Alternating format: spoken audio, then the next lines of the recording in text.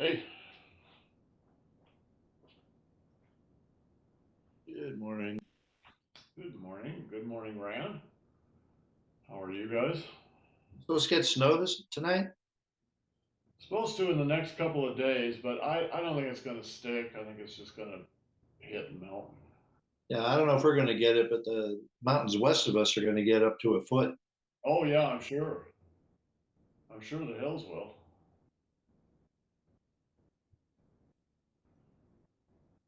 We need it. Okay, so I forgot to tell you guys something yesterday about the second move. Um, this movement,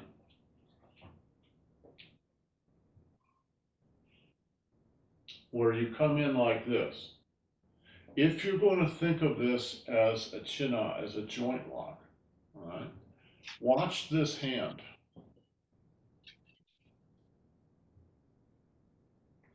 all right?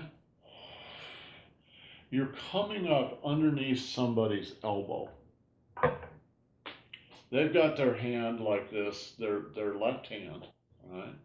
So you hold on to their hand and you come up underneath their elbow and it's a spiraling kind of motion. I thought about that in the shower this morning. Oh, I forgot to tell those guys that. It's I remember when Master Zhang was teaching me that it's not a very pleasant feeling because he twists your arm and then he comes right up underneath your elbow and your elbow is very vulnerable and you come up on your knees to keep it from snapping, right? And he's just smiling at you. Okay, yeah, Kevin.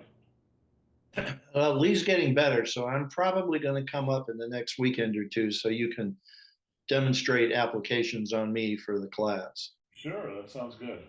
Good. I'm glad to hear Lee's doing better. That was a nasty fall. Okay, move three. Lazily tie the coat. Um, Usually, when you see people do this, they're doing, in essence, a very abbreviated version of it. They should know in their head, that is, more advanced students should know in their head that they're doing these things, but you won't see it from the outside. So after um, Buddha's warrior, it might look something like this, and so forth. Um, but I'm going to tell you all the pieces that are in there um, from one point of view. This could be used for other things, um, but it's too much, it's too complicated. So we're just going to focus on one thing. And I think I've actually told you this before. So the first thing you're doing is walking out at about 45 degrees, not 90 degrees, but 45 degrees. Someone's coming at you. And one way to deal with that is kind of look at them, and that's going to take their attention to your eyes, right? And then you hit them in the balls. Right? But if they're smart, they'll see you coming.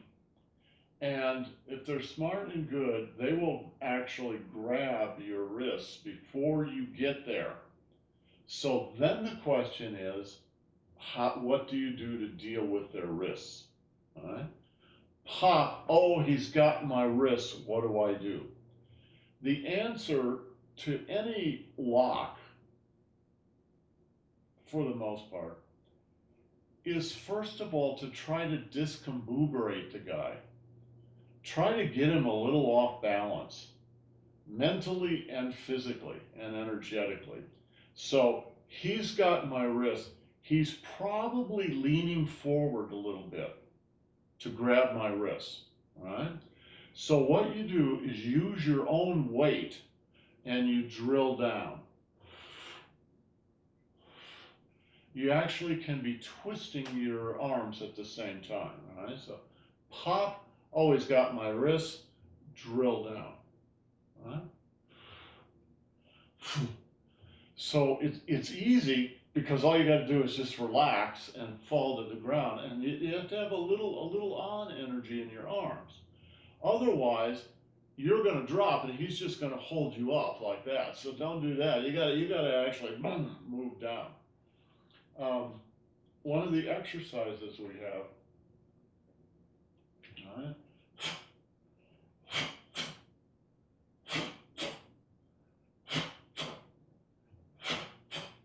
Right? That's the same thing. It's not. I've been trying to figure out a way to say this on the website. Martial Tai Chi is not all soft and woofy like people think. Right? You'll get clobbered if you do that. So this is Taiji. This is explosive energy. Right? Why do you use that explosive energy? Again, it's to discombobulate the guy mentally. It's like that's a very sudden move, and it's in a completely unexpected direction because it's straight down. He's got your arms, right? He's not expecting you to go down. Now, why do you want to take him down other than the fact that you want to discombobulate him a little bit?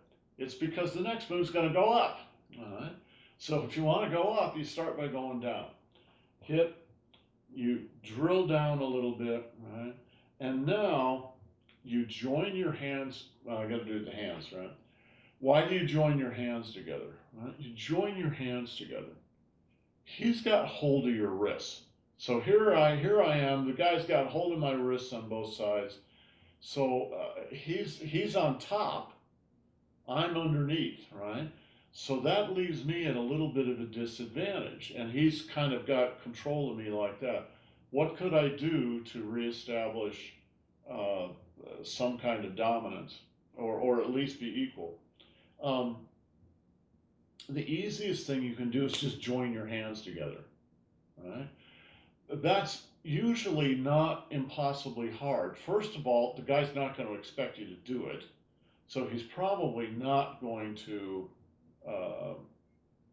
react in time to keep you from joining your hands together. Why do you want to join your hands together? Because now you've got the center line. Before, he's got you like this, all right? Join your hands together, now you've got the center line. The whole rest of the move depends on you having the center line. So it's not just your center line, it's also his center line. So you go out, right? Drill down, join your hands together, and now you're going to try to get rid of him by making a big circle. Remember, he's got hold of your arms. So you don't use your arms to do this, you use your body. All right? You sink again, and then circle your own Dan Chin.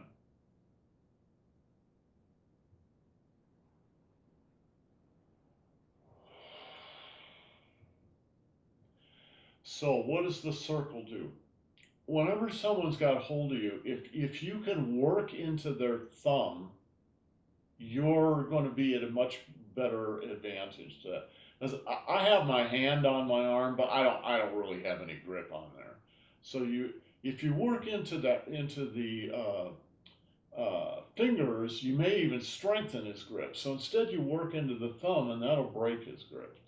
So basically, by going like this, you're working into both thumbs. Right? And you're going to do that with the body. You go under your Dan Chin,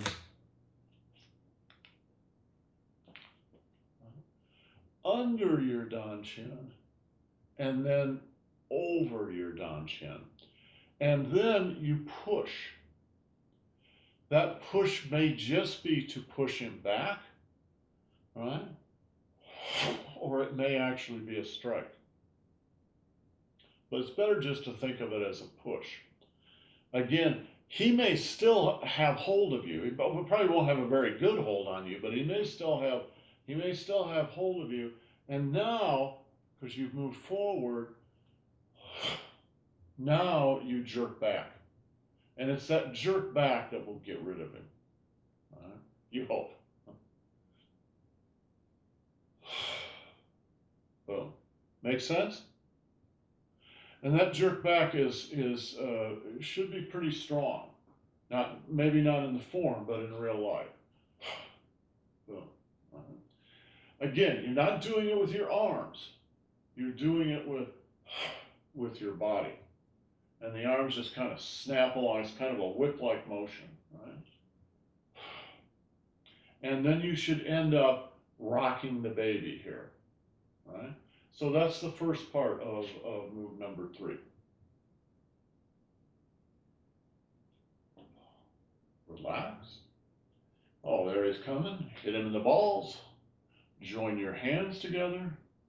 Under, over, push, snap back. And you should be able to see that this is all done with your weight.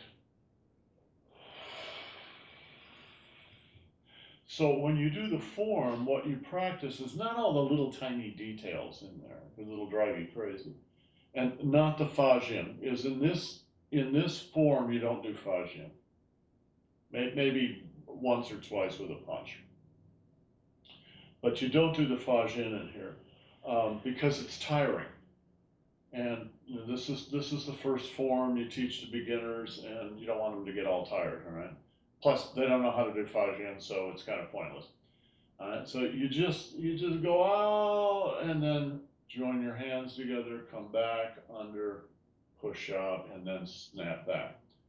If you watch Master Feng or most more advanced players, what you may see is something like this.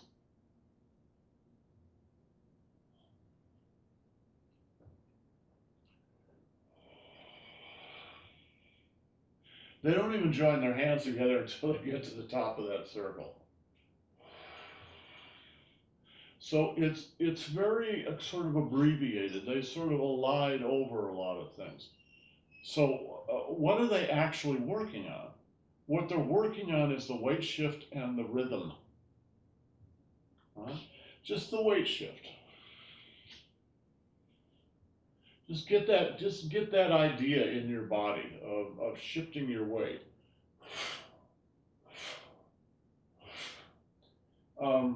And then the rhythm of the motion itself.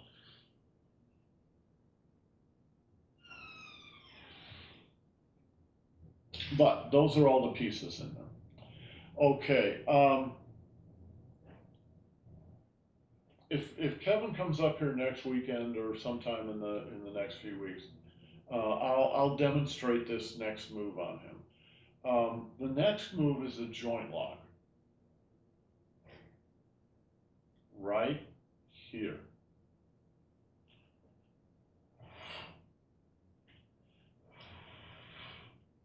So how does it work? This hand, the left hand, Kevin grabs hold of my wrist here. Right? This hand goes on top of his hand. And again, you're not trying to nail it down, you're just sort of gluing it on there. Right?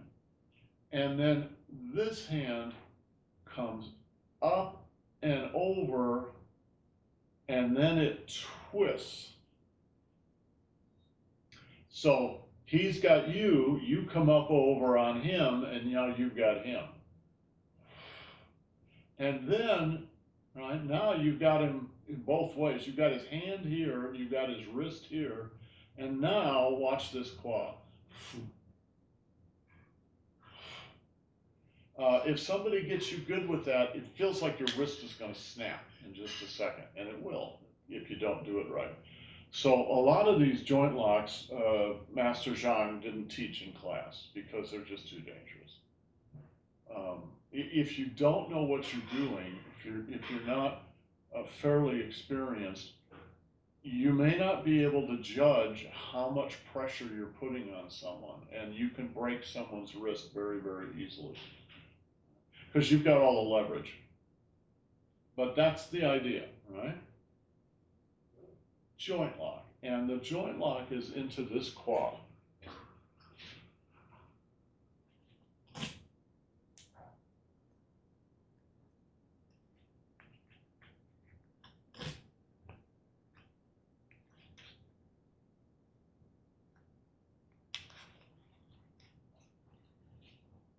And so into the red quad.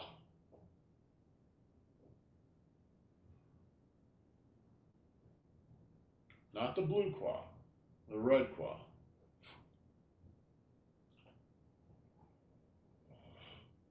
So one of the things about this whole movement is you're not making huge changes with your footwork. What you are doing is just changing your weight from foot to foot. That's going to turn your daimai, right? And you're going to sink and sink and sink, all right? So watch.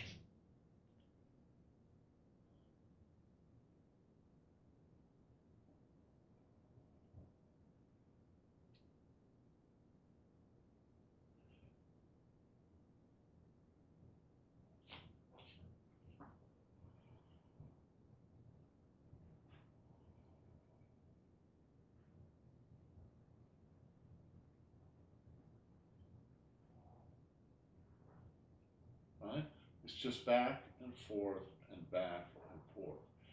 So the real secret of this move is in the quad on both sides. All right, so you've done the joint lock. The next move might just be a fingers to the eyes. All right. Joint lock. Block. Generally, when we do this, right, it's very gentle. But in fact, it might be block, boom, block,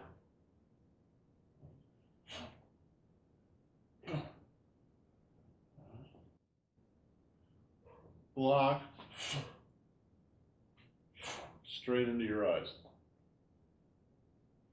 I don't like that move because I hate the squishy feeling of someone's eyes bursting and blood and everything. It's unpleasant. So I try to avoid that one.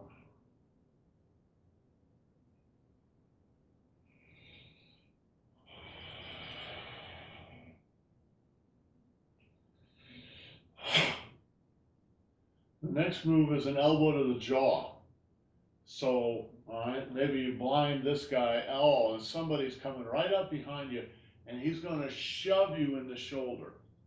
So what you do when someone shoves you in the shoulder is you spiral down,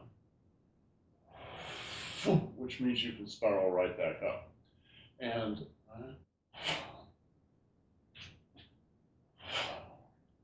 the elbow goes back up into their nose or their jaw.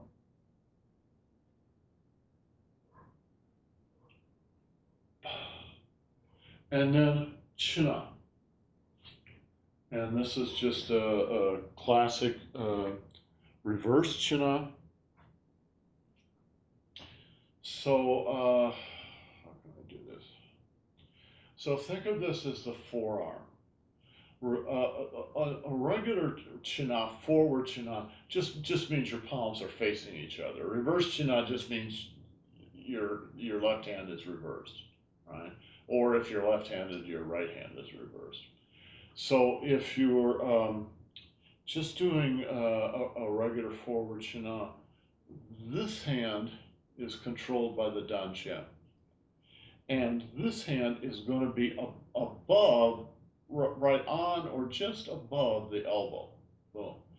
But in a reverse chin up, the hand is not up on the elbow. It's actually down right underneath the wrist. Not even, it could be, it depends on how you grab the guy. But you're using the back of your wrist as a fulcrum. Right? Instead of like this, it's like this.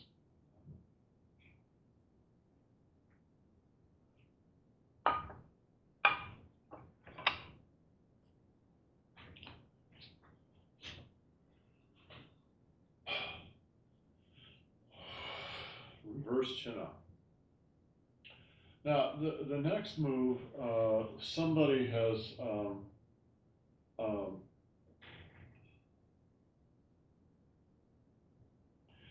say somebody has got hold of your shoulders, or maybe they're choking you or whatever. So what you do is you come up between their arms, and I'm talking about your center. So at first you think about your center line. It looks like this is all about the hands, but it's not. You stick the center line in there between their hands. That's like the wedge of the axe, right? You stick the center line, and then right, your shoulders, and then elbows, and then wrists, and then your hands. So it's this big opening like this. Right?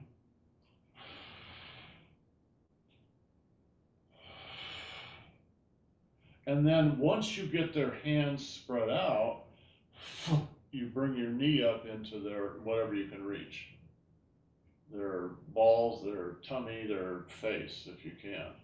I'm not sure my knee goes that high anymore, but boom. And then you drop down into a forward chin up.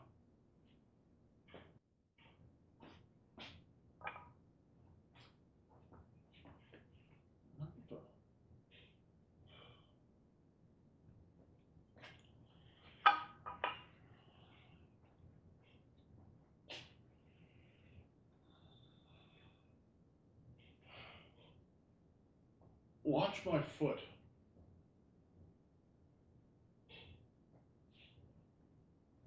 It's not this. You come down right next to your own foot and just scooch out.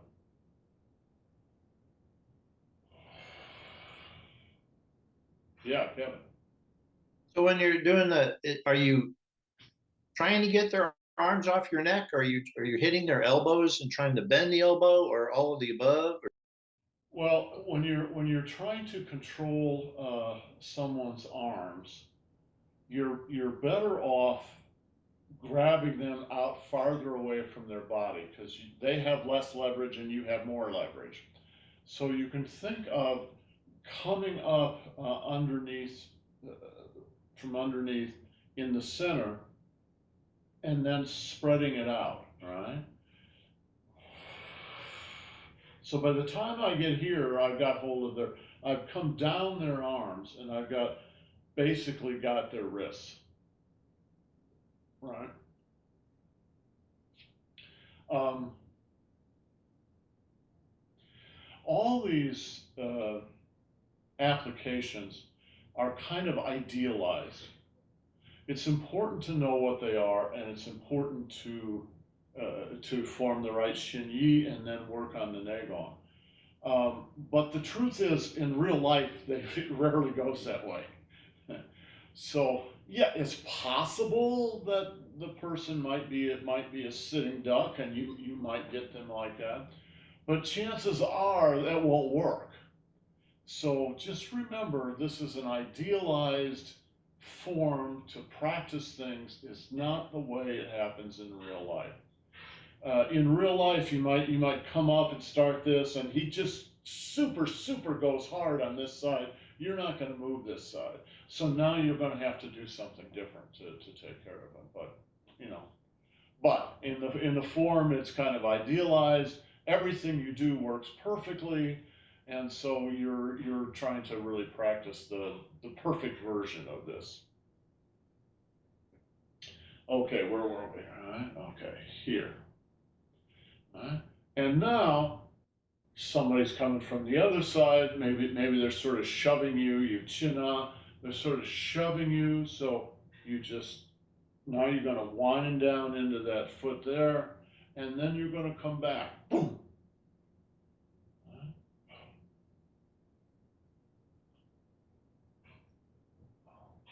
and forward Qinna again. So the elbow stroke is one application on one person, and the forward Qinna on this side is a forward Qinna on another person.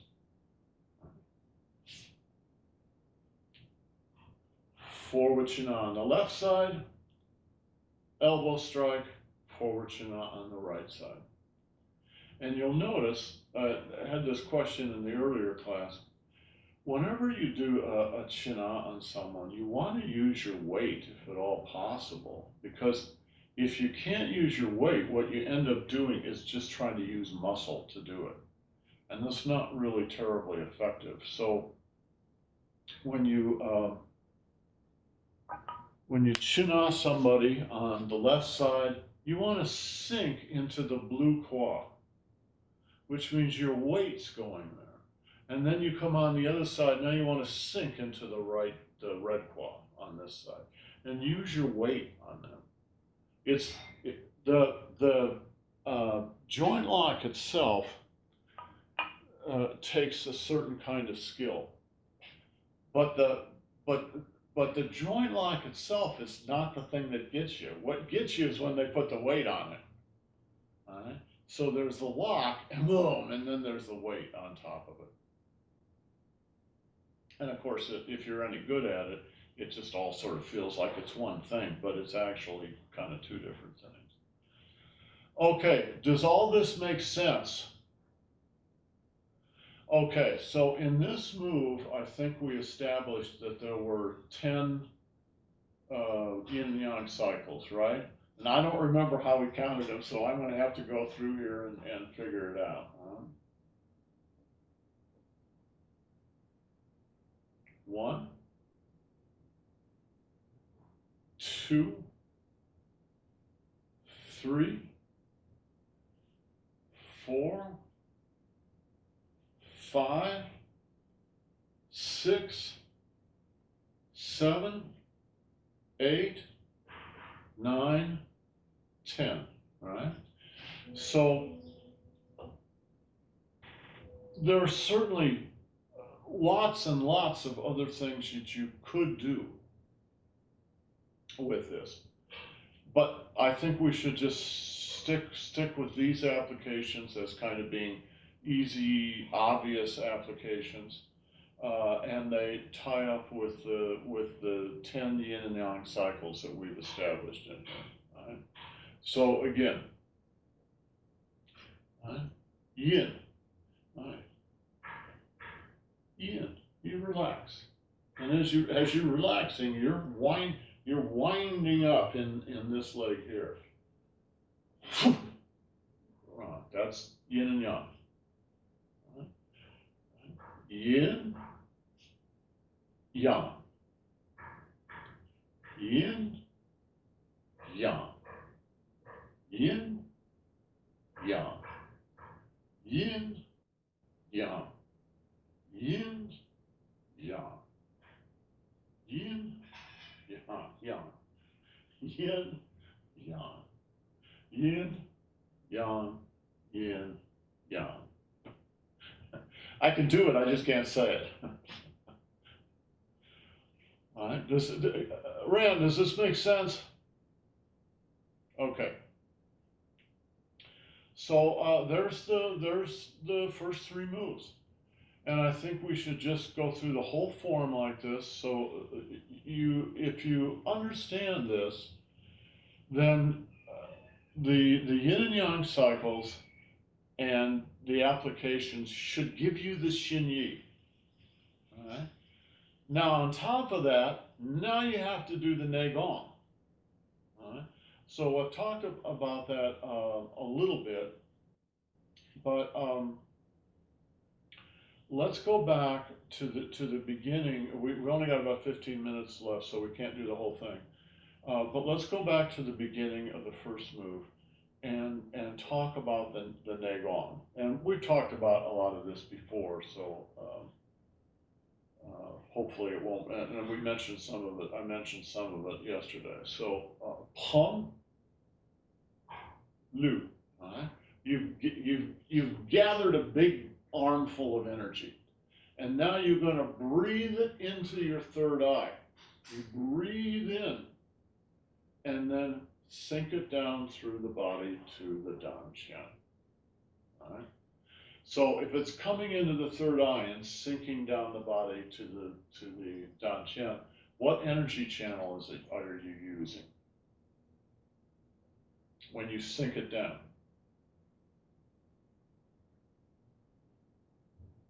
Renmai? You should have some in the Renmai.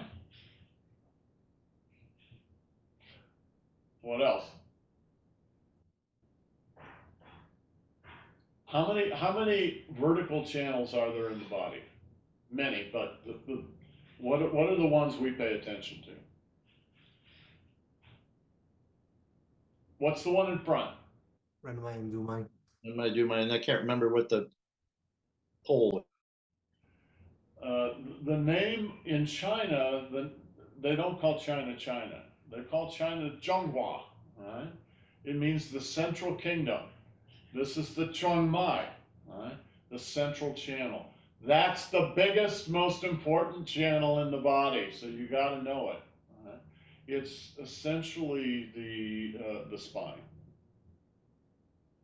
It's the physical analog to it. So when you're gathering this in, most of it is just going down the Chongmai. Why? Why down the Chongmai? Why not down the other? Right? Well, do it, and you'll find out. Right?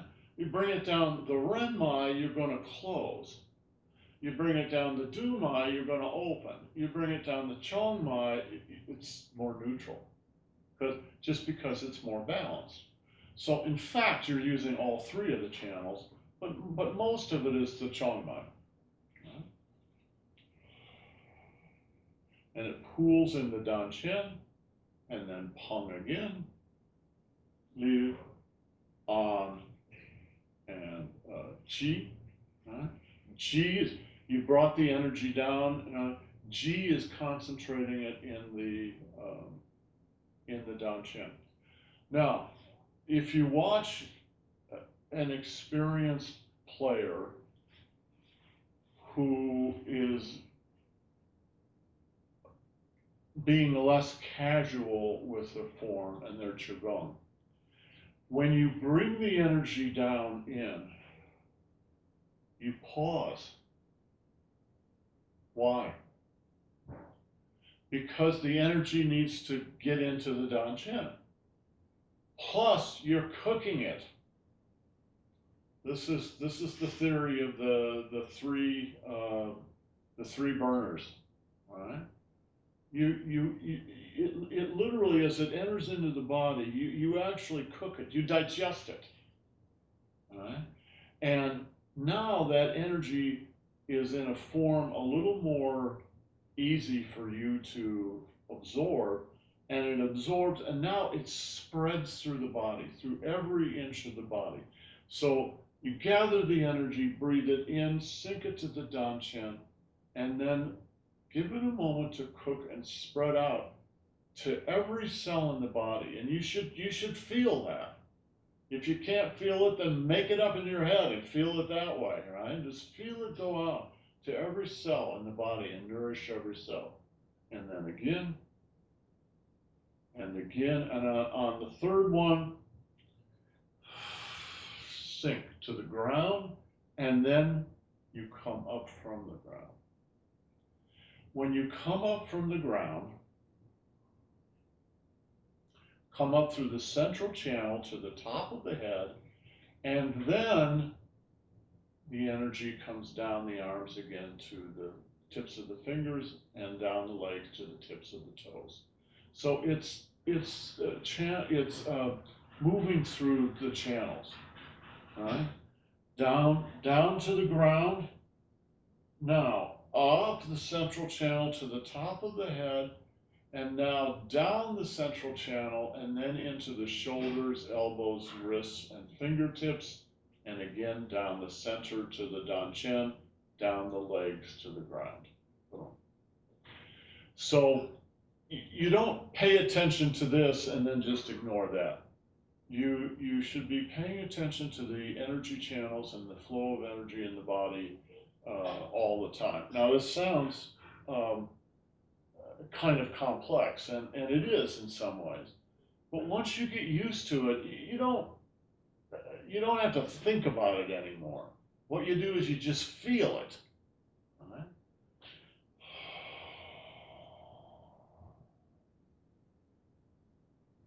What you're doing is feeling your body, not thinking about your body. Okay. And then you start, and again, there's palm, on, palm, on, palm, up into the chest, on, back into the Mingmen. All right. So what you're doing when you do that, and you're going to be doing it all the way through the form. This is just the first one. What you're doing is you're opening the thoracic hinge. That is, you're coming up into your chest, and then you're dropping back down into your Mingmen and back. You open the hinge, you close the hinge. Jirdea.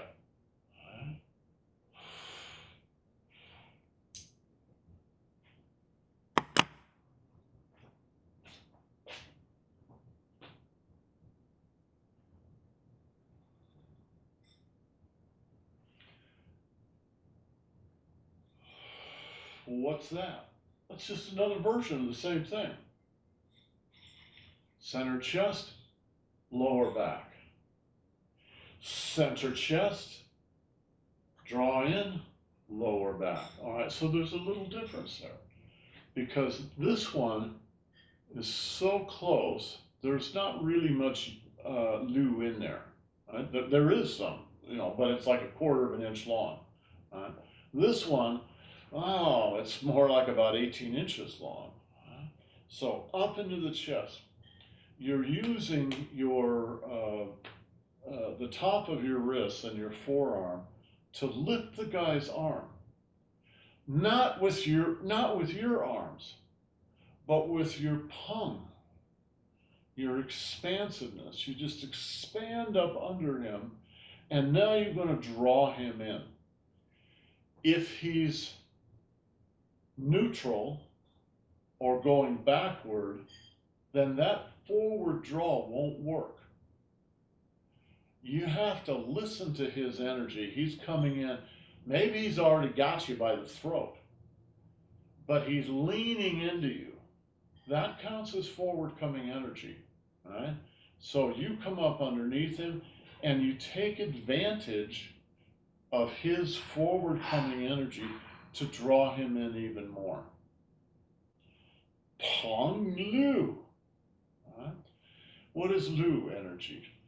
Lu energy is turning on your axis. So if somebody has hold of you, maybe they've got you in a bear hug, right? So they're from behind you and they've got you like this. You can still turn. Right? You can still turn within that bear hug, probably. How can you do that? Well, you're using your weight. Right? So trying to do something with my arms may not be very effective. Doing something with my weight would be a lot easier. Something with my weight, and then boom, maybe get an elbow in there or something. But in this case, you could just use this trick on one side, and in that case, it's really obvious. Okay, that's Lu. You're turning on your axis, and that will work. Boom. And you follow along behind and push him over there. Right? But that's not what we're doing. What we're doing is on both sides. So this side is turning this way, and this side is turning this way. And when you do that, on the physical plane, it cancels out, and you don't see the body move. But your energy is still moving.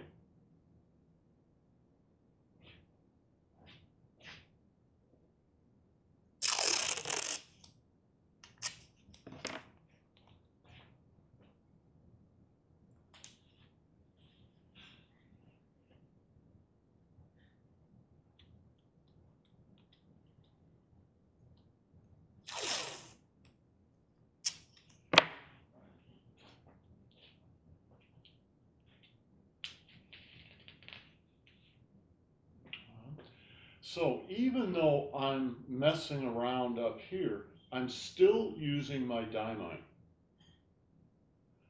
On the right, on the left. That's both of them. I'm still using the daimai. So the one on the right, the daimai is turning this direction. The one on the left, the daimai is turning this direction. All right? So if I do both at once, they cancel out physically, but energetically they're still going. There's still a flow of energy in this direction and a flow of energy in that direction, both at the same time. There's no problem doing that. It's energy, right?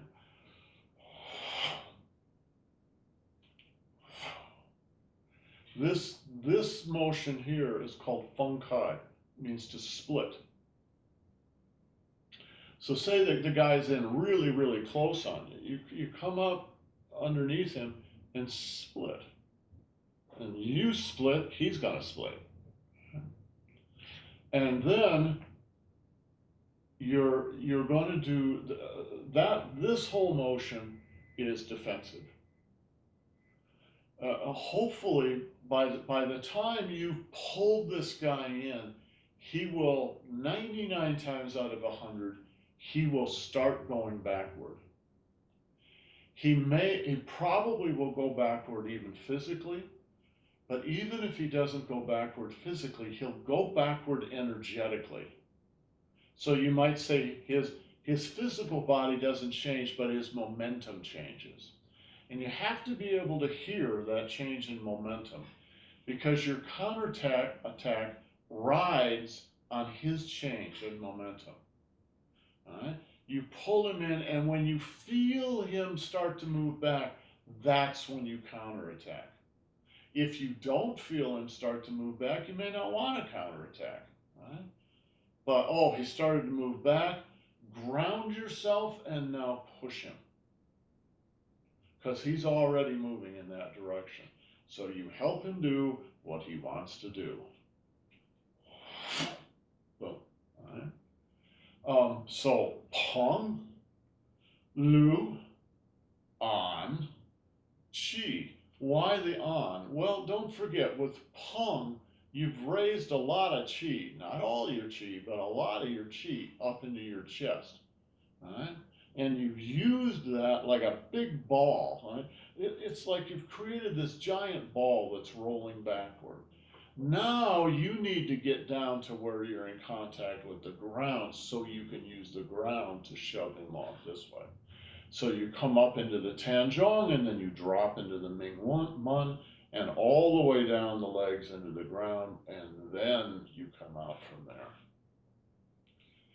Okay, guys, Annie is calling me for lunch, and I'm hungry, so we only got through part of the first move, but we'll continue with this next Saturday and do the NEIGONG for all three of these moves, and then we'll see how we feel about it. All right.